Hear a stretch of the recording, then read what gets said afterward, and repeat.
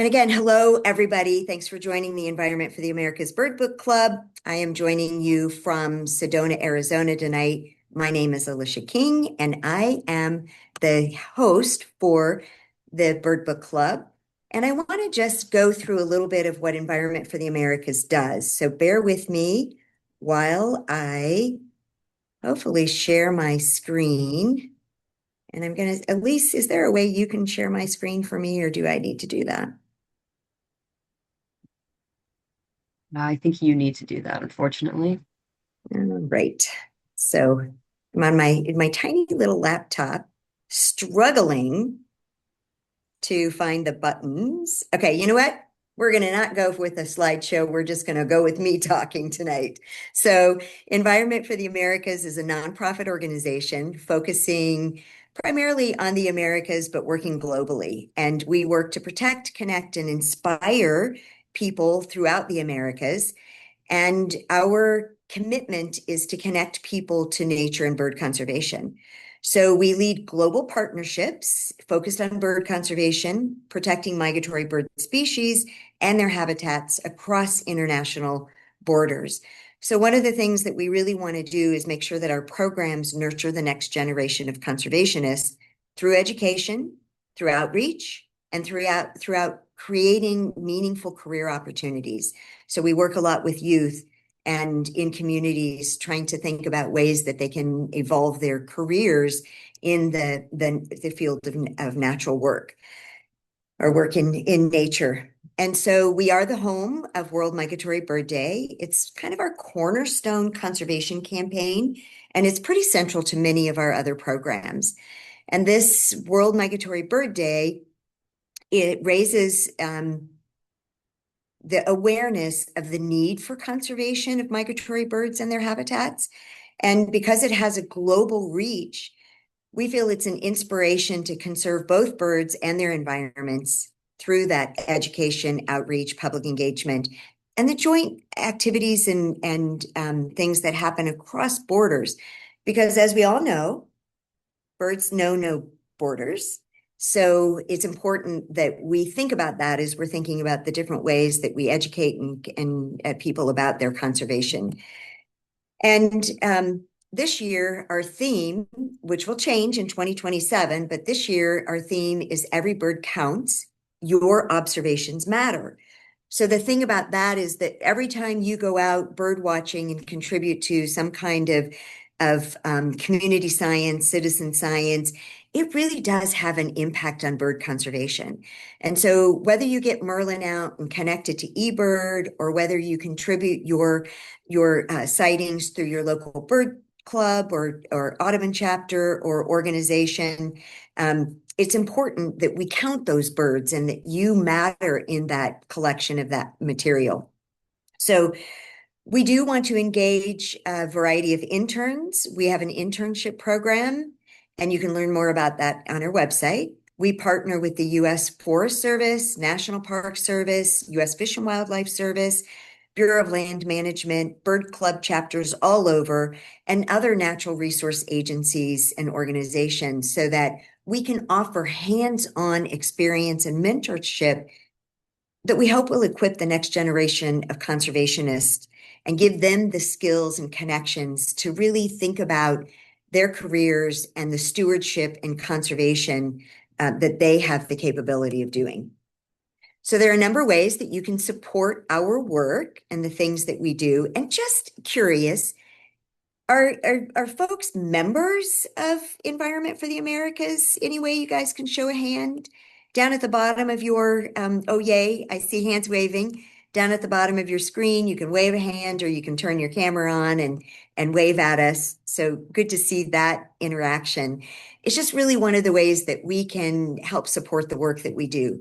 You can also donate to our Happy Kit. It's about $100. And we send this Happy Kit to educators in Latin America. When I was in Colombia last year, you would not believe the overwhelming response that we had from education folks in the various communities in Colombia and how much they appreciated getting that Happy Kit.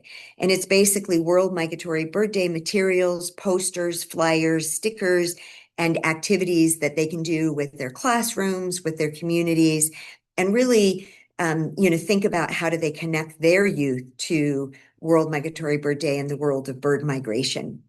You can also donate binoculars. You can donate money to binoculars, or we'll take your binoculars. You can also donate airline miles. So if you have extra miles and you're not going someplace, that helps us to send interns to work with various communities throughout the Americas. And then if you're going on a trip, if you're going to take a trip someplace, we can always use help delivering educational supplies.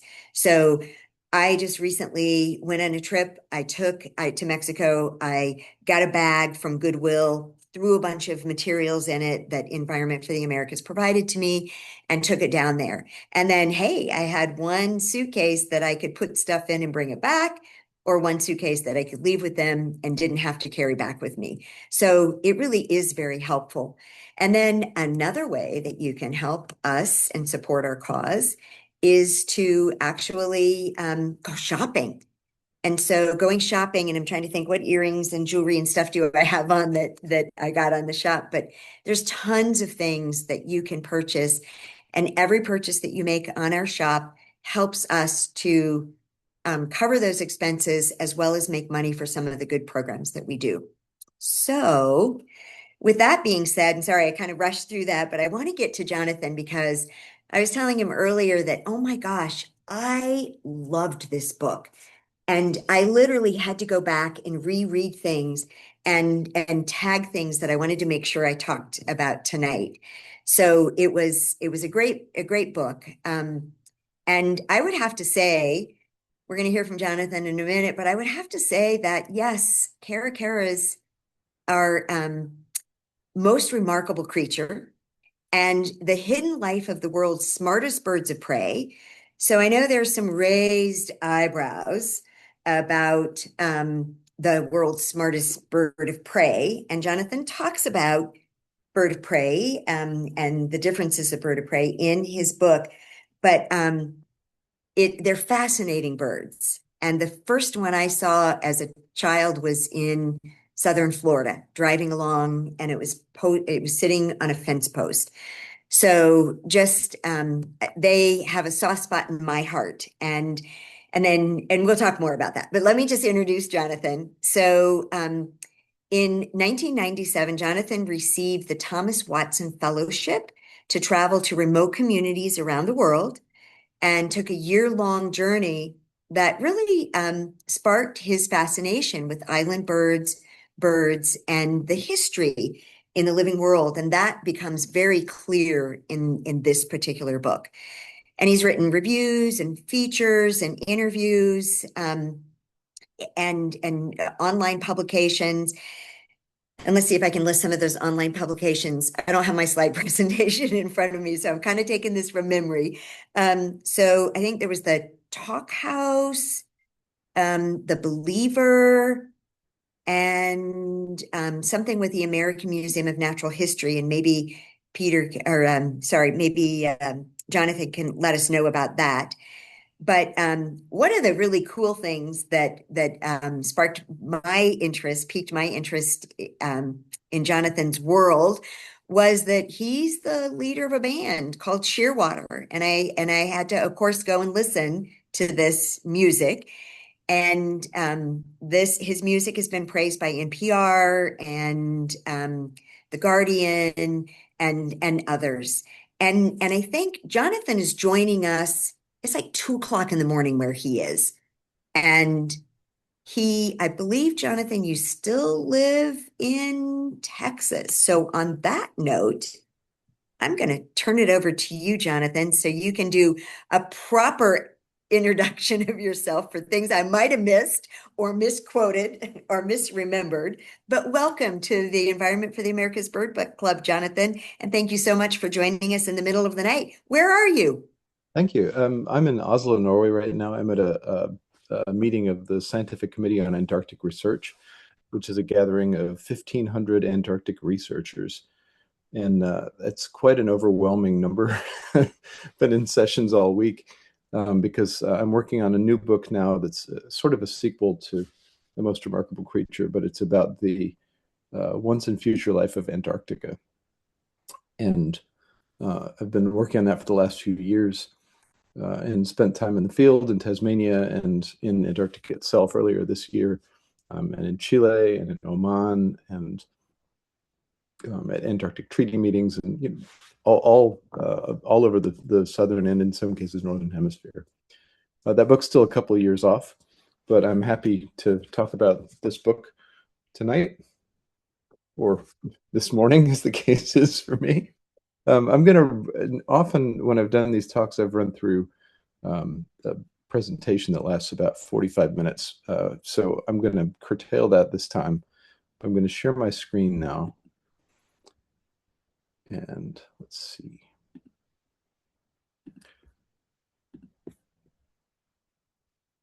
There we go.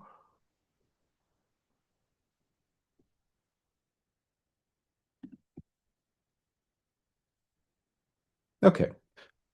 Just as a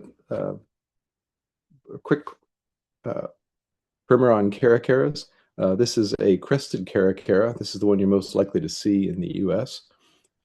It's one of the 9 species of caracaras, which are, even though it's kind of hard to tell what sorts of birds these are when you first look at them, they look like part of a chicken with a vulture attached and maybe an eagle or something. They're actually falcons. They're a really interesting group of falcons that lives mostly in South and Central America, and only this one species comes up into the continental US. You often see them hanging out with vultures. This is in South Texas here. That's the original illustration, though, of the species that caught my attention back in 1997. They're called striated caracaras, and they live in the Falklands and parts of Tierra del Fuego. They're they're fascinating birds because although they're birds of prey, they're actually sort of more like a crow that's been built on a falcon chassis. There aren't crows in South America, or at least there are some jays in the tropics, but there aren't big black crows like there are in the rest of the world. And it's almost as if instead you got these things, sort of a falcon version of this opportunistic, omnivorous, usually scavenging bird, although there are differences between the different caracara species, with really interesting brains. This is a wild striated caracara in the Falklands. That's an adult bird there, which is, I'm biased, but I think they're awfully pretty. With those yellow legs and sort of chestnut trousers, the sort of cream streaking, those are the striations in the name, and this orange facial skin. This, of course, is not a caracara. This is a peregrine. That's where I would normally explain to you about falcons. Here's a couple of other weird falcons. It's a forest falcon, also from South America, a snake-eating specialist. Sorry, a laughing falcon is what this one is. This is a forest falcon. It's a species that was only described as recently as 2015, called a cryptic forest falcon. Very, very little is known about this group, but they're kind of like accipiter hawks, or are thought to be. Let's see. Here is.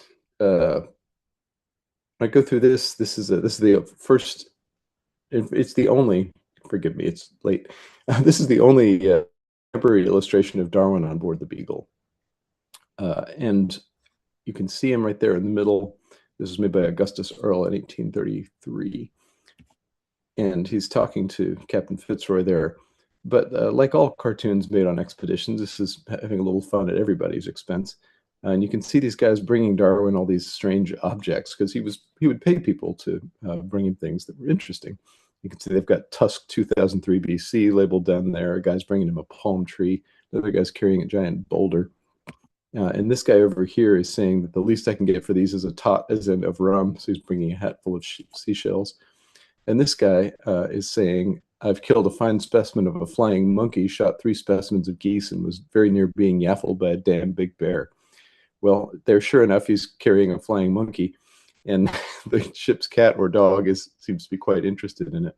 What's funny is that there's an animal that was called a flying monkey that lived in the Falklands, and that is our friends, the striated caracaras. Darwin actually wrote more about striated caracaras than he did about any other bird in the voyage of the Beagle. And when you meet them, this is the way they behave. They come right up to you. They'll take things out of your bag. These are younger birds. That's why they're lacking that sort of colorful, bright plumage of the birds I showed you earlier. They've had a sort of contentious relationship with human beings in the Falklands, where they've been persecuted, often by sheep farmers, who didn't necessarily take kindly to birds who thought that their cast sheep and ewes lambing in the field were awfully interesting. And there was actually a bounty placed on their beaks in the early part of the 20th century that led to their near extermination throughout the islands.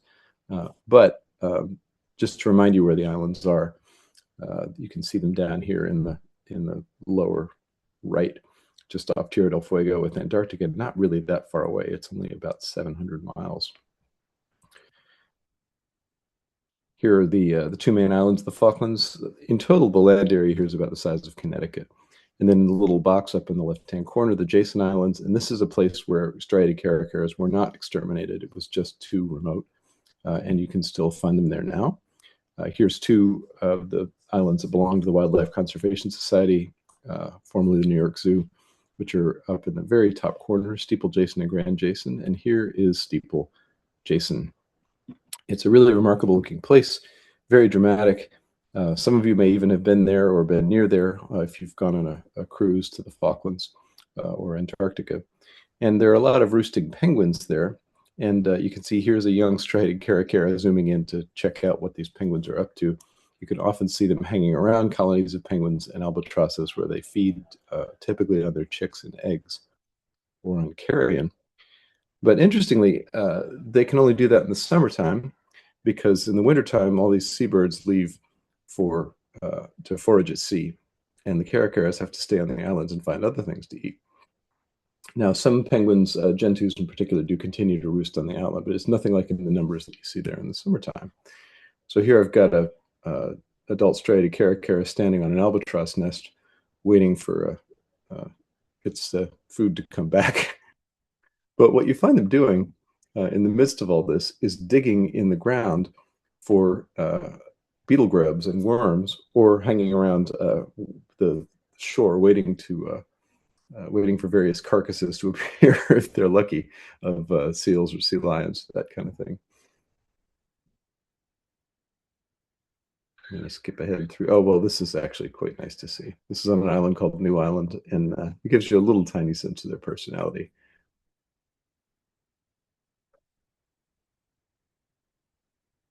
Those sounds, if you can hear them, are the sounds of a couple of birds trying to assert that a trap that's nearby, which is basically a piece of meat nailed to the ground, is their property. But these birds aren't really having it. This younger bird is really curious about the camera here. But the camera in this case is just my phone. You can get this close to them.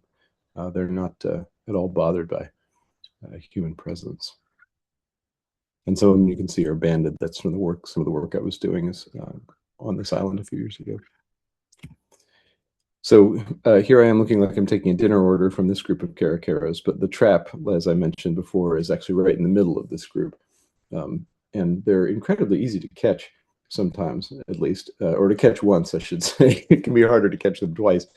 But some birds, after having been caught in the trap and banded and otherwise investigated, will come right back around and get in the trap again, because it was free food, and even though it was a weird experience, it wasn't so bad that it put them off having it again.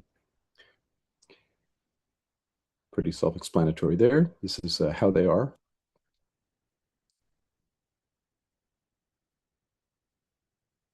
This part, I usually talk about captive birds in the UK. This is a bird named Tina, working with her trainer Jeff there, who Tina was a really interesting bird. Jeff was able to get her to do really strange tricks. If you've ever been to a falconry park, you may have seen birds fly to a glove, or follow a line twirled on follow a lure twirled on a line. But Tina would do things like retrieve stuffed animals by name after Jeff would throw a group of stuffed animals on the ground behind him. He could say, "Go find Nemo," and she would go pick up Nemo, and then he would say, "Wait, I've changed my mind, get Miss Piggy instead." And she would get Miss Piggy and come back and drop it in a box and get a food reward. This is a kind of behavior that you would really wait a long time to see in most falcons or most birds of prey in general. here's Tina's successor, Evita, with a favorite toy of hers, I guess one of her ancestors. This is obviously not a caracara. This is a strange alpine parrot from New Zealand called a kia that you may know. They are also known for having very behaviors that are quite similar to the ones that I'm describing for the caracaras. They're interested in anything that they haven't seen before. They like to play, and they have a sense of what you might sort of call mischief. And the interesting thing is that it turns out that falcons' nearest relatives are not hawks, kites, and eagles. They're actually parrots. So parrots and falcons share a common ancestor, and kias are the nearest relative of all the falcons. This is William Henry Hudson. He's one of the heroes of my book, and I won't go into him too much right now just because there's not much time. But he was one of the first, certainly European writers to consider caracaras as something other than what he said that they're often called vile, cowardly. Say vile, cowardly. There's a third adjective, and I'm just missing it at this hour. Contemptible. There we go. Vile, cowardly, contemptible birds. And that even Darwin had sort of sneered at them as not real birds of prey. You know, they just didn't act right. But he really loved them, and he, in his childhood in Argentina, knew these crested caracaras like these. This is a pair of cresteds in the Falklands, actually. And he tried to rob a nest of them and did not succeed. But this is a way that caracaras are different from other falcons, is that they mostly do build fairly complicated nests. Cresteds especially, they can get really huge over time. And there's actually saying in Argentina that if you wake up with your hair in a mess, that you have a carancho's nest on your head. This one is another species he really loved. It's called a chimango caracara. They're very small, but they're very social and extremely clever. And there have been some interesting experiments with them, which have shown that they're very good at learning from their peers about how to deal with strange objects they'd never seen before, like takeout containers or plexiglass boxes with food hidden inside. And even though they have a really poor eyesight for a raptor, their superpower seems to be their ability to learn. Now, even though some European authors are really disparaging of caracaras, Amerindian people throughout South America have often seen them as friends or allies. These are people dressed as a species called carunculated caracaras, believe it or not, which are sometimes known as curiquingues. And curiquingues are seen as there's sort of just a good valence to them, I guess, is the way I would describe it. They can predict the future. They were seen as sort of as a sign of cosmic favor and the benevolence of the world and of the gods. Here's one today in the highlands of Ecuador. In the further south in the Andes, and there's another similar species called mountain caracaras that can live in places that look like this. These are vicuñas, the wild ancestors of alpacas. And this is in the Altiplano, which is a big raised plateau in the middle of the Andes. That makes it look sort of make the mountains sort of look like a snake that swallowed an egg. And mountain caracaras live here. Here's one actually standing on the ruins of Machu Picchu. And the Inca emperors, believe it or not, were the only people within the empire who were permitted to wear the feathers of these birds. This is Inca Huascar, who was one of the brothers of Atahualpa, the last Inca emperor. And here is one in an apartment building in La Paz, Bolivia. During the pandemic, this one started visiting this apartment where people were feeding it, and it liked this situation so well that it brought two friends with it. They built a nest, and the three of them started raising a family. Further south still, in the southern Andes, is down in Tierra del Fuego in the Baguales range. These are paleontologists looking for fossils up here. And even though it looks really high up, it's not. These mountains aren't that tall. It's just so far south that it's pretty snowbound up here all the time, or almost all the time. And down here is where you find white-throated caracaras, like the one on the left here, with a black vulture friend. But a big chunk of the book takes place in Guyana, which is in the sort of northeast of South America. And I went there to see this bird, the red-throated caracaras. Red-throated caracaras are definitely, I think, the weirdest raptors in the world. They live in large family groups of between 3 to 12, 14, 15 individuals, multiple males, multiple females. They nest in giant bromeliads, and they eat wasps' nests. And to go find them, I traveled with this extraordinary group of people. This is Josie George, Rambo Roberts, and Brian Duncan, all of whom are Amerindian and live in the region of southern Guyana. And then also, there's Josie with one of the fish from the Rio River that we traveled up for about 6 weeks to find these birds. That's called a vampire. One of the amazing fish of the river, called an aymara or wolf fish. And the river itself was a fascinating place. I mean, there was evidence that people had been there sharpening stone tools for a very, very long time. And this is the other person we were with. I apologize. I should have given you a trigger warning about the giant spider. Or if you're afraid of Canadian scientists, I guess. This is Sean McCann. He's the only person to have studied red-throated caracaras in any detail in the last couple of decades.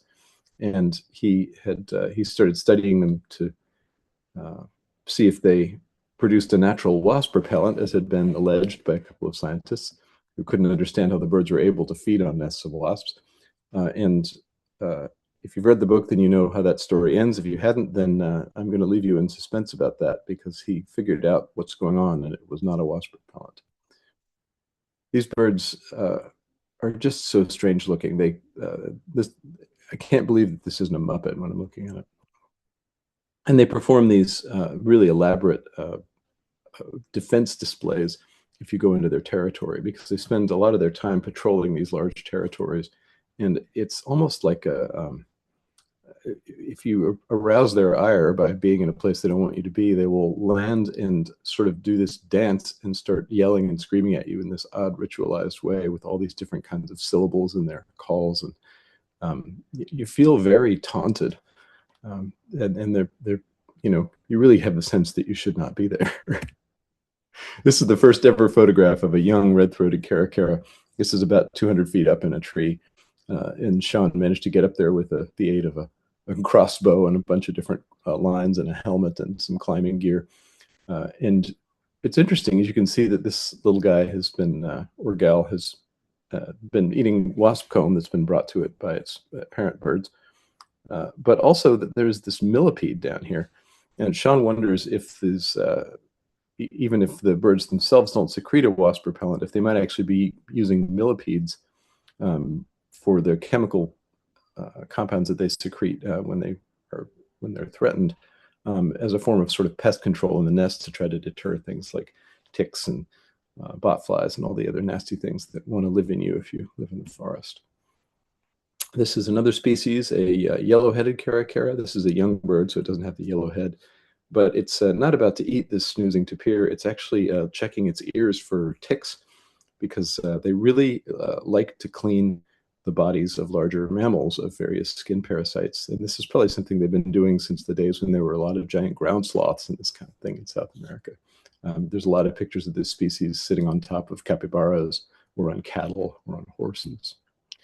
And this is another tropical species, it's called a black caracara. They live along river edges throughout the Amazon and the Guyana Shield. And they seem to me like I say in the book, I think that they're like the kind of bird the Addams family would have as a pet, but they will eat just about anything.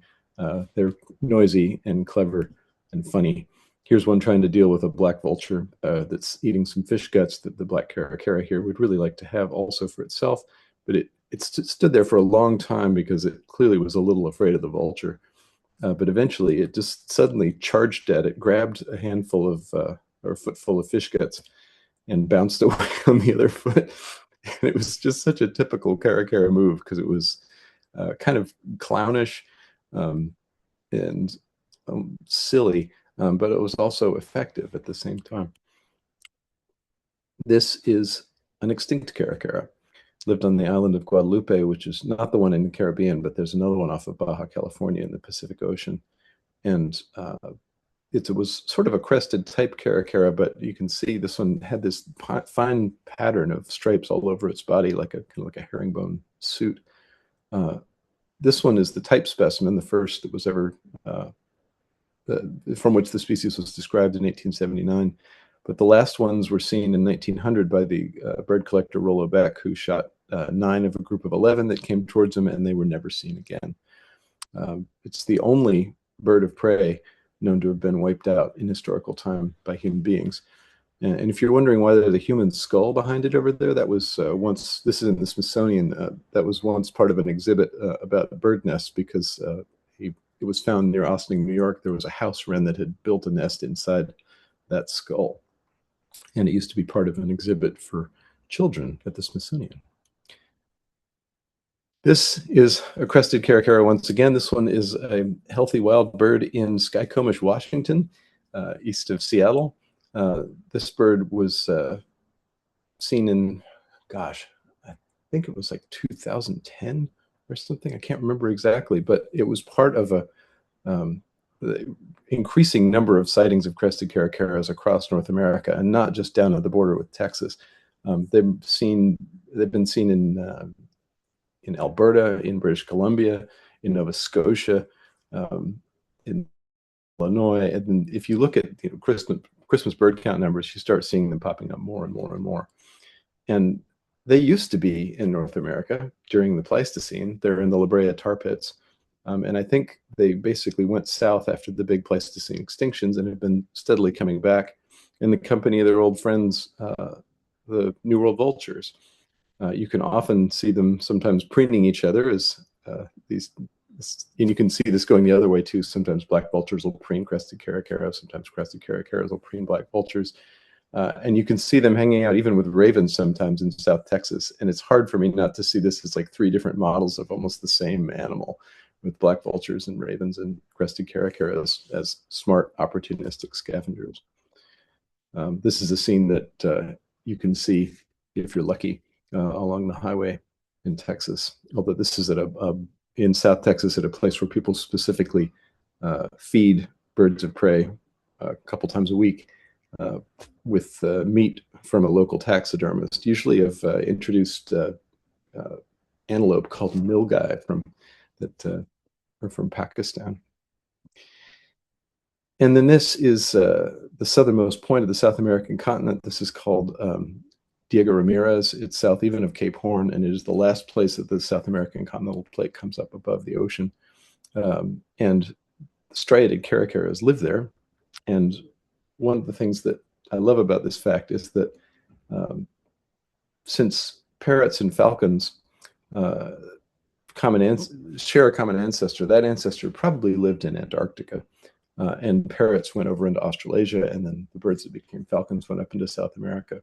Now, since then, of course, parrots have crossed back over into South America, and you can find them both there. But I like thinking that this is the closest that the caracaras or any member of the falcon group have come to reoccupying their original ancestral home, which lies only 500 miles away across the Drake Passage. So I have a couple of videos here, but in the interest of time, I'm going to not share them with you right now. So now I guess I'll take questions. Thank you so much, Jonathan. Yeah. It's great seeing the pictures, and we might want to go back to the videos, so don't make them disappear totally. Okay, so you mentioned a few things in the pictures you shared, the slides that you shared with us. And so folks, be thinking about questions or thoughts that you have for Jonathan, but I want to mention a couple, Jonathan. So fun to see the photos of your crew. I listened to your book several times, and it felt like seeing photos of old friends. And so that was from Beth. Josie and Brian and Rambo and Sean? You mean that's what you're talking about?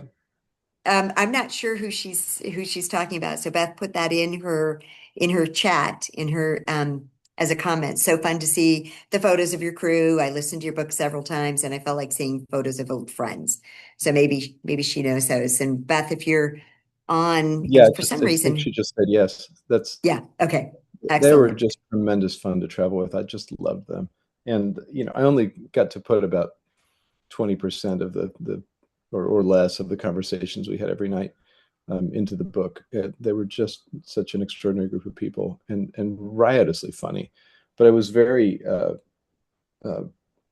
nervous a little bit about the way I especially portrayed Brian and Rambo and Josie, because people from that region have very often been the subject of some really unflattering portrayals.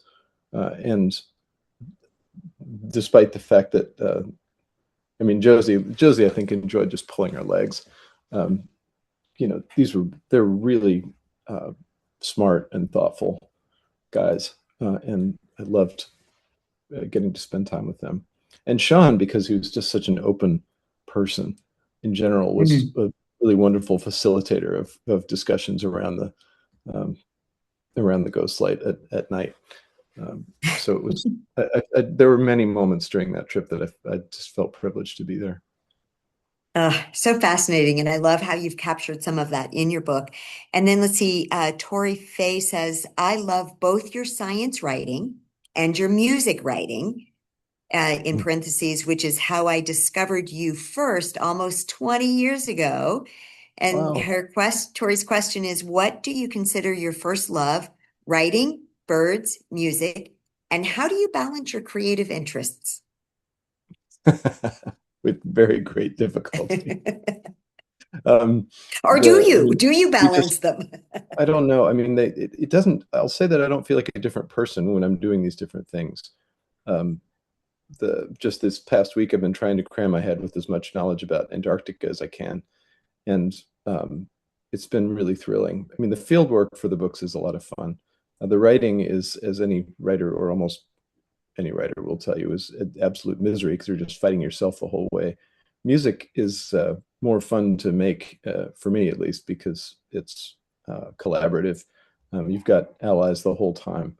And we just had an album, a Shearwater album came out 2 weeks ago called The New World. That's got about the best press we've ever gotten, in fact, which stunned me because I figured that that wouldn't be the case. So it all feels like part of the same question to me, because I'm trying to, what I really like to do is try to understand where we really are, who we really are, where we really live, because the internet wants to lie to you a lot about these things. And where we are in time, where we are in space, it's very easy to forget this. And so experiences that draw you into the actual present moment, the actual reality of where we are on this planet in this time, are really valuable. And sometimes music can help to evoke that in ways that where words fail. Well, the words in your book are fascinating. And as I said at the beginning, I really had a hard time putting this one down. But let's go to a few more comments that we have. So Alex is asking, I loved the book, listened as an audiobook, and was curious how long did it take to learn to mimic those calls? I don't speak caracara, but clearly you do. Striated caracaras are funny. They're the only ones I can really do, and I'm not going to do it right now because it would shake the room, and there's people in here who are trying to sleep. So I don't know. It's sort of like when you hang out with your friends. After a while, you start to be able to mimic their voices or things that they would do.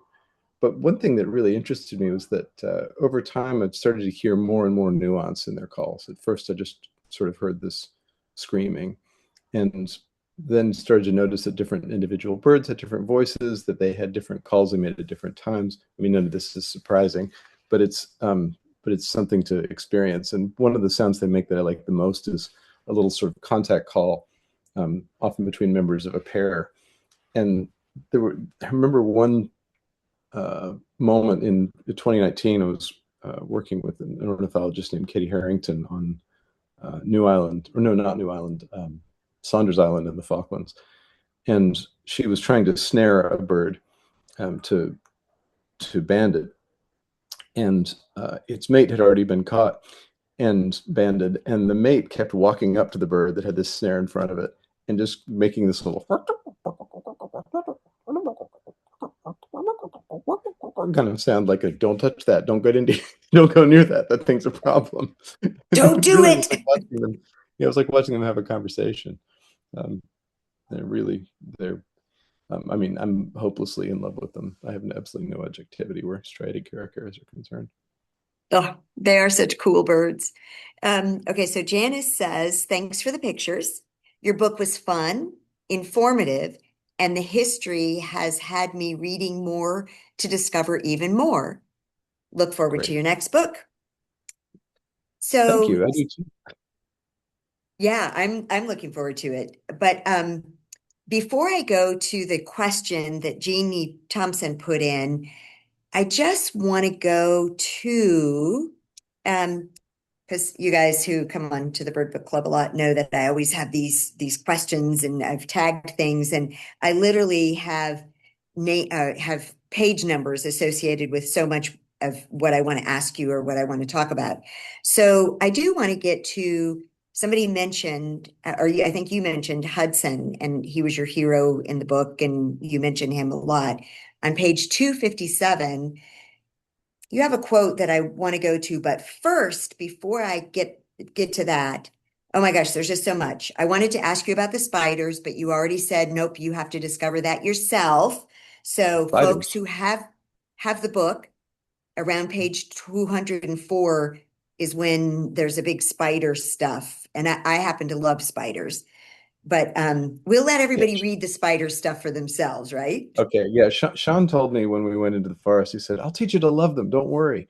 And I did have kind of a. He said the way to think about spiders is that they're you know, they're not very well defended. Everything wants to eat them, and they're mostly just terrified. And the only way they've been able to survive is by being really clever.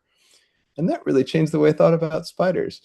And he also changed the way I thought about wasps, because like he would let wasps just crawl on him he'd say like, oh, this one I'm sure has a really painful sting. I was like, but you're not concerned? He's like, nah. It's like, as long as I'm not surprising it or threatening it or threatening its nest. I mean, they're very rational. It's got no reason to sting me. And once I started seeing wasps as rational creatures, it really turned my head. Lessons to be learned for sure, but I don't want, and I will get, Jean Thompson, I will get to your question that you have. But I don't want to let go the whole skull head building a bird nest thing, living in a skull, because we had on our Bird Book Club Chris Sweeney, and he wrote The Feather Detective. And in his book, he really focused on the Smithsonian and the Feather Lab, and and mentioned Carla Dove quite frequently in his book. And for those of you who have not yet read Chris Sweeney's book, it was another one that was absolutely fascinating. Oh, I lost my page number for that. Let's see. I didn't write the number down. But anyway, you wrote in here, hang on, let me see if I can find it. I'm going to lose it. You wrote something about, and maybe I don't have to find it because you'll talk about it. I've got spiders listed. I wanted to talk about flying monkeys, but you have in here, oh my gosh, I lost it. Tell us, what do you want when you're dead and your body, you're a skeleton? What do you said something about you. Oh, you have a bird could quote one in day here live in your about head. your head. Yeah. Yeah, that was sort of a reassuring thought in some ways. And I think I put in the footnote that this book was proof that one had already done it. But also the footnotes actually were, I think there's a lot of gold in the footnotes. My editor very kindly let me really run wild with the footnotes, even after he told me don't put material in the footnotes that just wouldn't fit in the book.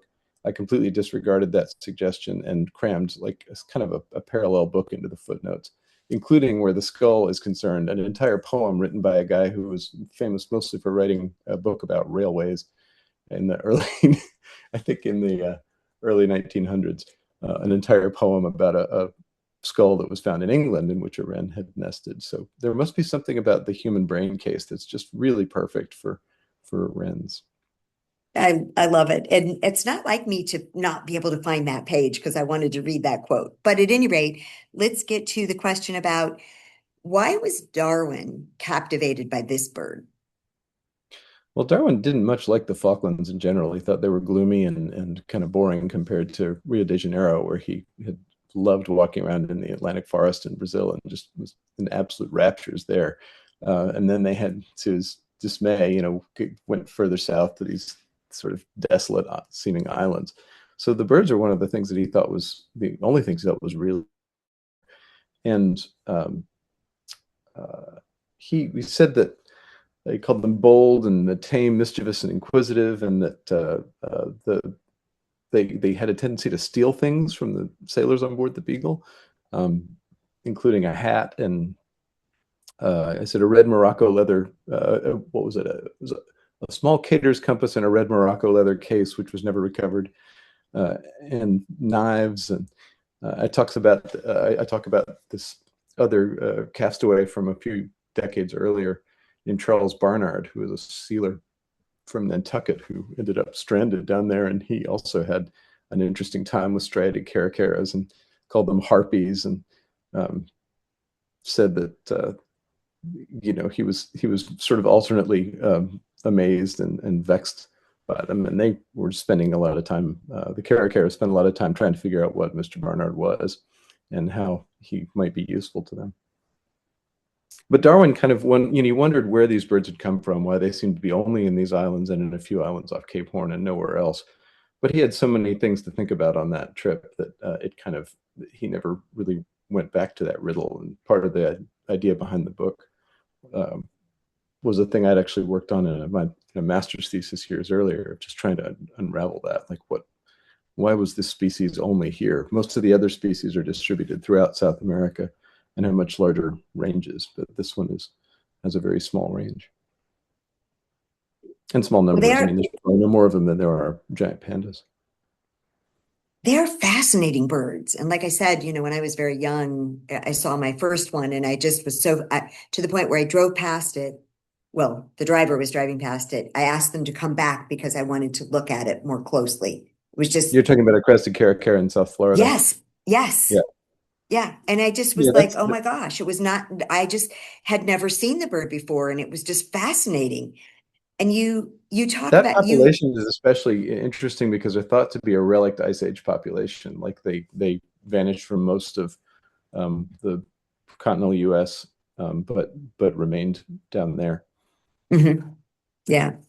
So we only have a couple more minutes, and you probably want to go back to bed, which I would want to do if I were you. I'll take whatever. If anybody's got questions, I'll take them. Okay. And I'm not seeing any new ones in the chat, but I do want to go to for those of you that have the book on page 257, going back to Hudson, and I just what I read about him throughout your book and reading about Darwin and some of the things that and I do love, by the way, your notes. And I was surprised to see that in the book. And I'm like, oh, that's not necessarily typical of these, and publishers can be very difficult sometimes to work with, the things they think they want and they don't. Mine was not. I have to tell you, my editor he was extremely frustrating to me in only one way, and that was that he was right so much. That he drove me nuts. Every time he would make these little tiny suggestions, and they ended up being exactly what the right thing. But Jonathan Siegel, he's had decades of experience editing books, and so he's seen people like me before and knows what good. to say to him. Once I sent him a bunch of text with all these bits highlighted and saying, like, I don't know if I want to include this or not, and he sent back an email that said, "Send me all the words you would like to see in the book." Wow. I thought, oh. Or he would say, right through the transitions. Yeah. He was wonderful. Oh, that's great to hear. Because I do know so many authors are like, their publisher wanted to change the title or change the chapters, or they didn't want to, put this in or that in. Well, And so the it title can is be a the one thing challenge. that I gave him. He insisted on this title, which drove me a little crazy because um, it's not. It sounds like it's a quote from something. It's not a quote from anything. It's just made up out of whole cloth. I wanted to call the book The Feathered People, but he insisted that this was the right title, and he'd let me have my head in so many other ways that I was like, okay, you can have the title. That's fine. Well, I do like the title because What was that? I I saw a do agree. question just came up Yeah, a from. question just popped up. What research topics would you consider priorities, and what conservation steps? And so before For you striated answer that, characters. Charles Dunn, hey Charles, hi. Before you answer that question, where I was going on page 257 is that Mhm. the quote you have in here is, "The world is a shambles, but I wasn't born to set it right." Mhm. And so many of us do have that feeling like, well, we need to set it right. We need to do the right things. And so Charles's question is, what research topics would you consider priorities, and what conservation steps? So how many days do you have? And Charles, do we need to set up a separate call? Go um, ahead, Jonathan. the research priorities for caracaras. Well, luckily, most of the caracaras are doing pretty well. If we're talking about sort of urgent conservation stuff, um, and a lot of them are pretty good at identifying humans as a source of food, which is a good route to survival, as you know, for wildlife these days.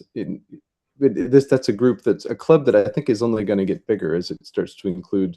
I mean, even just in the eastern U.S., it's like coyotes and raccoons and black bears, and uh, it's like there's two different strategies for dealing with humans. You can either get as far away from us as you can, or you can get really, really close. And caracaras are often in that second group.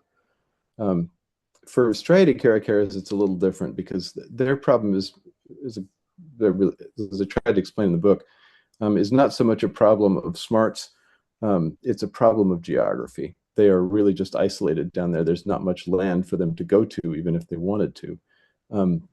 And they live on islands, which are going to get smaller as sea level rises. So they face some very particular difficulties. I mean, also their prey species are, many of them are endangered. Although they're very flexible. Like I talk about the ones that escaped in the UK, which they do. There's a lot of striated caracaras in captivity in the UK for reasons I explained that have to do with this guy, the penguin millionaire. And they escape relatively often. And there's one named Louis, who's still living he's now in a bird park near Cambridge, but he was at the London Zoo in Regent's Park for a while, and he escaped twice. And the first time he got out into North London and spent 2 weeks on the lam in Kilburn and Camden. And he was seen walking down the high street and, quote, ripping into a whole cooked chicken. And when they got him back, they weighed him and found that he weighed the same as he did when he left.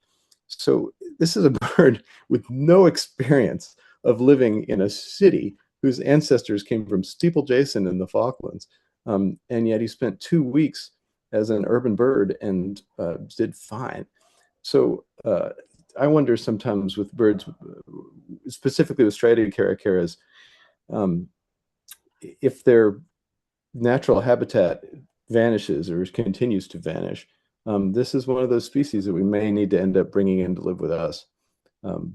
But that would be a controversial thing to do if you actually tried to do it. I mean, I suggest kind of half jokingly that maybe we should just introduce them to Hyde Park. But the qualities that make them a success in the environment that they live in, I think would serve them well in other situations as well if it came to that. And that's a kind of decision we may need to have to make, not just for striated caracaras, but for lots of other wild species whose existence is pretty much dependent on our willingness to let them live or not. Yeah, thanks for that. And thanks, Charles, for that question. And then Beth has another question. This will be our last one because we do need to wrap it up. But what is the most surprising favorite thing you learned research writing this book? And thank you for your generosity in talking with us, especially at 2, 3 a.m. in the morning. Well, when this book came out, it was in the middle of the pandemic, and so I never got to do any in-person events for it, pretty much ever. So it was all confined to exactly this type of setting, which it could be worse, but it's always nice to get to talk to people who've read the book and are interested, or whose interest has been sparked by the book. My hope really in writing it was that I could get my fascination with this bird out of my head and into some more heads. I'm not going to be the one who does the more comprehensive research on caracaras, but I hope that I hope that more people will notice them because this book exists, and I'm imagining a future army of graduate students fanning out across South America to learn more about them. I mentioned that there's one of them, the cresteds are rumored to use fire and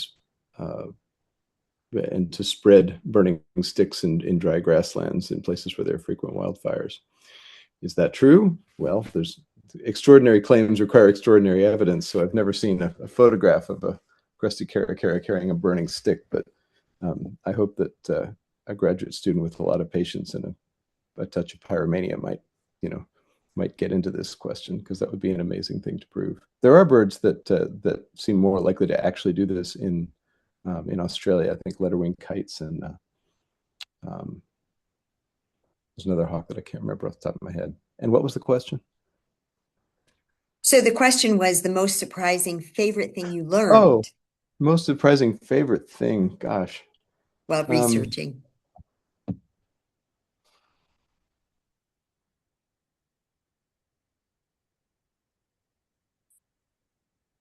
There are just so many. I don't think I could reduce it to just one. I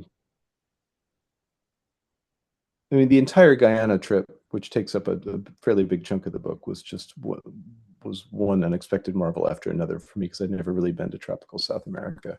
So that was my introduction to that world. Some of you may know it very well. It is just, and those of you who do know how absolutely complicated and advanced it is. I just felt so absolutely useless in that place. That were and surrounded by living things that were total professionals at dealing with it, and it's in all of its complexity, which was just really humbling and kind of terrifying and wonderful. Well, it's a fabulous book. I loved reading it. And I do hope your wish comes true, that there's lots of grad students out there that will do all sorts of work. And there are a bunch here attending this humming band training, that I will make sure that they know that that's a thing. I do think that research into to the way their minds work is likely to be especially fruitful. Some of that's already being done with striated caracaras, but they're all very, very brainy, and they are such an interesting example of a almost primate-like mind that's come from a completely different place. I mean, the last time we shared a common ancestor with a bird was more than 150 million years ago, and so this is they've built their own forebrains. They have their own. They do a lot of the same things that our brains do. They do things our brains don't do, and investigating them in this way is a wonderful way to learn about the way other animals perceive the world and the way that different kinds of minds can work. Yeah. Well, thank you so much, Jonathan, for joining us tonight. Thank you for writing the book. Thank you for sharing your pictures and your thoughts with us. And thanks for getting up in the middle of the night where you are. We greatly appreciate that. And then we hope that you all, thank you for joining us tonight. We hope that you'll join us for our next Bird Book Club, which is August 13. And I'll try not to be late to that one. And we're going to talk about counting birds and why that matters and why it matters for monitoring avian populations. So it should be a fascinating read and a fascinating discussion. And you've got a bunch of thank yous and kudos in here for your work. Thank you again so much. And thank you everybody for joining us. And we will see you next time. And Jonathan, don't you have like a music piece or something dedicated to the caracaras? Is that something that, did you write a song? Didn't you write a song about caracaras? No, I don't think I ever No? did. Okay. I wrote a giant book about them though. That'll have to do. Oh, come on. I want to hear a song. Maybe I was just dreaming that. Not yet. All right. Well, thank you again. Thank you, everybody, and have a great evening.